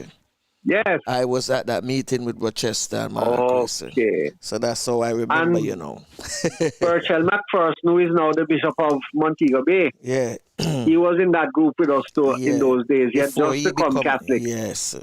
So I remember, I remember. Right. See, by just talking about being the president of the CYM. And people like Peter Carter and Glenn Gill, Noel Shirley, Daniel Gordon from St. Elizabeth Church. People like that were leaders. Old Harbour, people like Bridget Lusang and people from Linstead and so on. We were a very close group. Yeah, man, the CYM. In those days, because we were starting something new. The voices of the youths. I tell you, in those days, the youth really were active. Yeah, man, the voices of the youth. And we had our own newspaper in those days called 11. I was the editor for the 11. Yes. Yes, man, that is where I remember you from, man. That's where I remember you from, CYM, Catholic Youth Movement. Right. It's funny, I was talking to Felton about it, a couple nights ago. And he was telling me that, yes, you keep in touch with Alum, And I was like... Oh, yes, Alun is a very good friend. And I said, you remember when Alun became the president of the CYM? I was at that meeting. Yeah. So, I mean, man, those are the days. I was a young kid. I was in my teens coming up. Okay. So the older members were grooming a lot of us to become leaders. And that's what I was telling Anthony yesterday. He has the power now to teach the youngsters, not one, but more than one, to become leaders.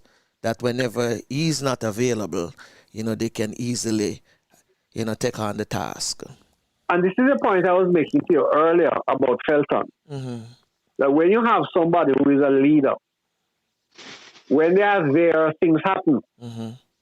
And maybe when they leave, things drop down. And since we realize that leadership is important, we have to do our part.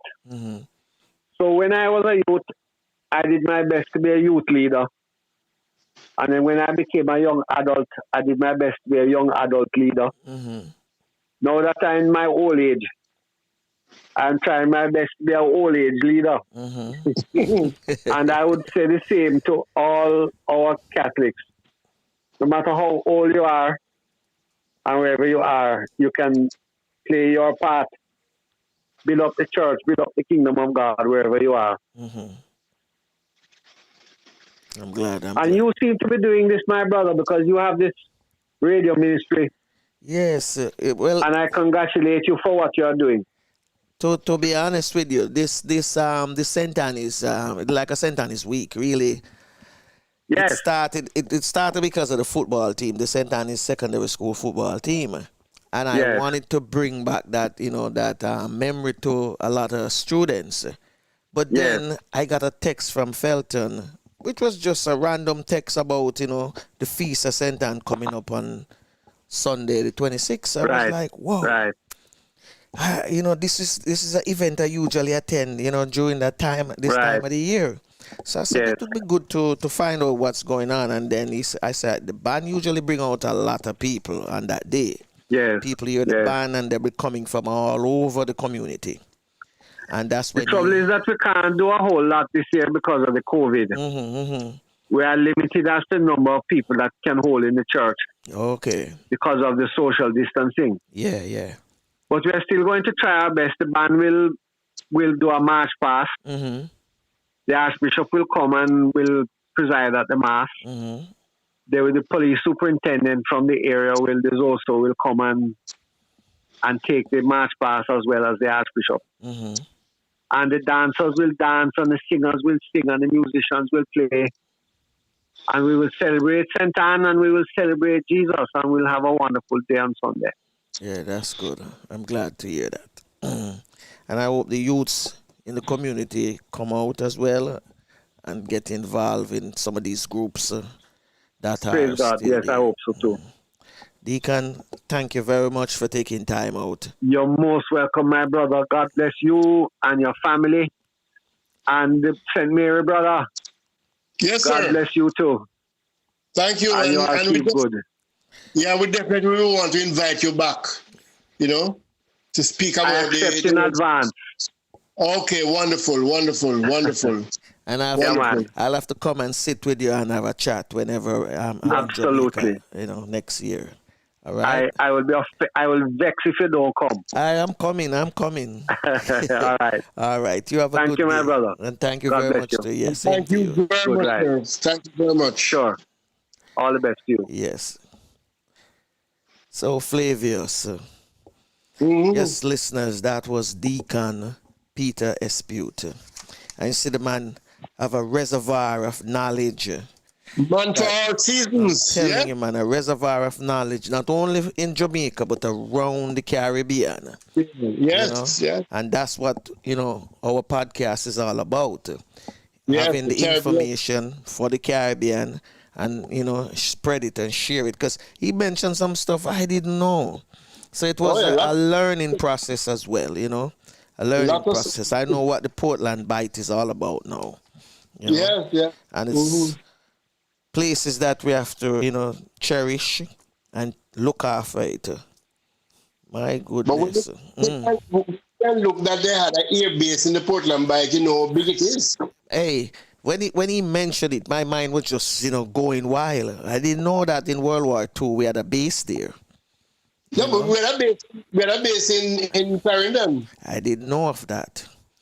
The only thing I know that the Vernon field, it was a base before. I heard it was an air base. Yeah, I didn't know we had two bases. I didn't know that. No, that's what I'm saying. The one that he mentioned in the what you call it? The Portland Bight. Yeah. I didn't know that one, but it's good. You see, now we know. That's what we're all about, passing on information, more knowledge and things like that. Yeah. And, is somebody who would definitely need to speak to. Oh, yes. Yes. Caribbean and all that. As I said, he's a reservoir of knowledge. Franco, what the chances of him coming on like this? I'm telling you. I know everything about where I live. No, but him can find you. He can find you. I'm telling you, he can find you. Come knock at your gate. As the conversation went on, I realized who he was, and I realized that he knows my parents very well. Yeah. That's what I realized. But as I said, what jerked my memory was when he mentioned he was the president of the CYM. Yeah. And that's when I remember, yes, because I was picturing him when he was telling about the part talking about coming to St. Anne's, playing guitar when Miss Collins was the organist. Yes, I remember Miss Collins at the time. She was the organist before Mr. Mac took over. But I couldn't visualize him exactly playing the guitar because it was a rare instrument at the time using in the group because there was a guy named Tipo used to beat that Congo drum, Okay. And everything else was about the tambourine. So him playing the guitar was trying to figure him out. But as he said, the CYM, he was the president. That's how I remember because Felton was picture. I mean, Felton never even mentioned that he was the president. Felton was saying that he was in the CYM. Yeah, okay. But alone, You know Alom Rashamba, right? Oh, that's what we're talking about? Yes. Hey? Yes, she was a member of the CYM. You know, at the time, I think her church parish is up. I'm trying to remember, but From Moneague. Hmm? She's from Moneague. Yeah, but her church parish is we used to call them. We used to play them football a lot. Okay. Yeah, we used to play them football a lot. I know the Chambers brothers used to be a part of the football team. Okay. Time to think if it's Our Lady of the Angel, you know. But it's one of those church up in pretty much close in the Pembroke. Yeah, I think it's in Pembroke area. Okay. But that's how it used to be back then, man. As a youth growing up, you know, I used to run with the big boys and girls and get to, you know, familiar with things going on in the church parishes and things like that. Yeah. My mother knew her well too, you know. Mm-hmm. Yeah. Yeah, man, I remember the day when she became the president at the CYM. I was there. It was a Saturday morning. They had a meeting up in Charlotte Teachers College, and I mean, crazy. I used to go a lot of retreat at Charlotte Teachers College, St. Michael's Seminary, you name it. We used to have fun, lot of fun. So it's time for us to get out of here, and for all my listeners, as I said, this week is the week of St. Annie's. Tomorrow, Dan will be joining us tomorrow. We're going to talk about football as usual, but it's a special day for me. And some of my past teammates will be... And your team. Yeah, some of my teammates, my past teammates will be joining me as well. Robert Cooper, one of our goalkeeper. Michael Campbell, a member also. And Coach Bionic, which is Ronald Oates, and Pablo going to be joining us. And also from Trinidad, my friend in Trinidad will be linking up with us because he too was also a member. So it's fun memory. And then on Friday is another big day for us as well. Felton Enriquez will be here, the band director. And then Earl Dawkins also, along with Anthony Marriott. So as always, take care of yourself, your loved one. Always remember that prayer do changes things, regardless of what religion you belong to. You must pray and continue praying. And remember, wear your mask and practice distancing as best as possible. And make sure that you wash your hands same way. Don't stop washing your hands. When you do whatever you do, wash your hands and wear your mask. Flavius, are you here? Flavius.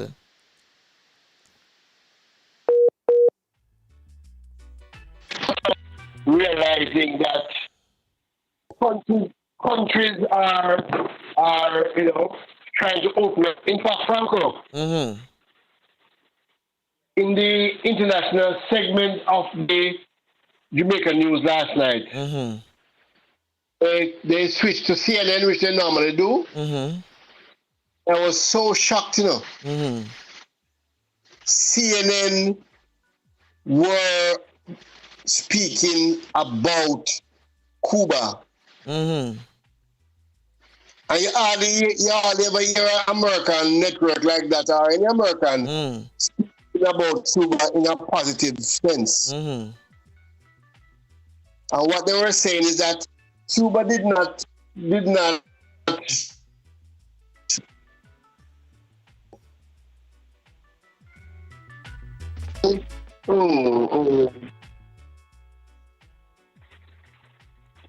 flatten the curve.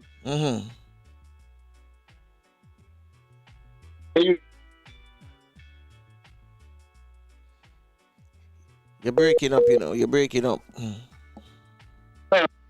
they say Cuba bend the bar.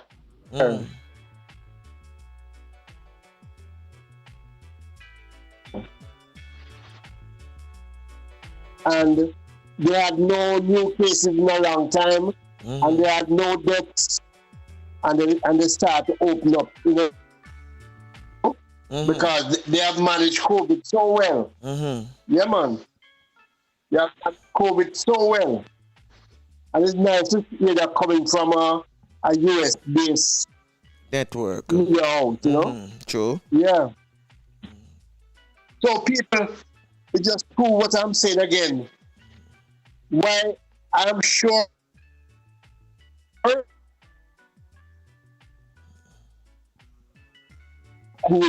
good management. If you have problems and that is very difficult to be, you have to strategize and you have to put good management practice in place. And that's what they did. And I don't see why all of us can't do that, but we have to be disciplined. And we can't stop at 89 minutes and say, oh, I got a 1 minute leave. That 1 minute can be deadly for you. So make sure you have masks all the time and make sure you wear them. Cover your nose and your mouth, not like a lot of people wearing the mask or under the chin, on their head. You know, say, oh, I have a time, man, I have a time. True. In fact, I spoke, somebody came and spoke to me and I said, where's the mask? Oh, never pocket. Never pocket. How the mask can help you in the pocket? The mask cannot help you in the pocket. I think if we stay disciplined and do what we need to do, we can survive. True. Yeah. So, all our listeners, all I'm asking is have some self-discipline. And remember, you are protecting you and your family. If you protect yourself and your family, that's enough. Because each person protects themselves and their family, then all of us are protected. So, when we have another day of the real stuff, and I was so happy with today's show. Yeah. I mean, it took us far and wide. I'm telling you. Invaluable information. I'm telling you. Guests like these. I mean, oh yes. When we get them, you know, say it's more valuable than diamond and gold, you know, because he is so knowledgeable. You hear me? And look what we covered today. Very energetic, you know, very energetic in the way him speak at the same time, you know, enjoying what he's doing. We cover indigenous people. We cover nature, environment. Oh boy. He just reignited my spirit this morning. I'm telling you. If you're doing anything and you're not enjoying it, don't do it. Remember that. I remember I said that to you. I said that to you. So I have never worked at any job that I didn't like. Yeah. No, like. Enjoy. And I think that is the enjoy. You know, sometimes you don't like it, but you have to enjoy it. Yeah. Yeah. You know, because I'm sure when I like all. The few things I.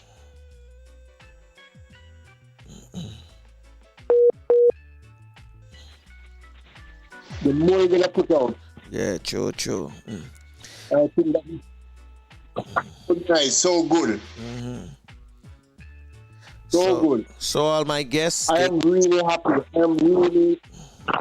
Yes. Yes. So take care of yourself, and we thank you for taking time out of your busy schedule and for watching us this morning and listening to us. So have a good afternoon, evening, morning, wherever you are, whatever time zone you're in. Until tomorrow. Well, on Unfortunately, this is it. Till next time. Bless. Tafina to take us out.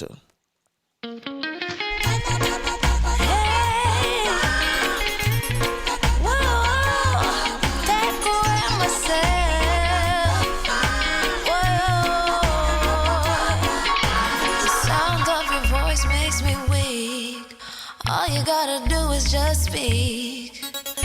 One word is enough, and I'm no longer so rough. I forget what I was trying to say. I no longer do what I was gonna do, but you're no good for me. That's why me know what set me if it could flee. Me I fi take away me say. Me I fi take away me say. Me I fi hide like a thief in the night. Me I fi get out of sight. Me I fi take away myself. I fi take away myself. I have to utilize thy wings. Surely I clean where I is. I said, yeah. I find you very hard to resist. But this relationship I'm gonna desist. But how can I face you when all I wanna do is just taste you? I know you think I play me, but soon you're gonna see the light of day. Just relax, don't move an inch. I'll be gone in a pinch. May I feel take away myself. May I feel take away myself. May I feel hide like a thief in the night. May I forget out of sight. May I feel take away myself. Take away myself. I have to utilize thy wings. Surely I a clean pair of heels. I say, yeah, yeah. Been there, done that, don't need it again, yeah. I'm not the master, guess who won't play your game, to all you move, you off me, wait to the core. Sayonara, the hot girl gone through the door. Take away ourselves. Ah, yeah, yeah, yeah, yeah, yeah. Say no goodbye, girl, let me take me ourselves. Yeah, take me ourselves. No goodbye, girl, let me take me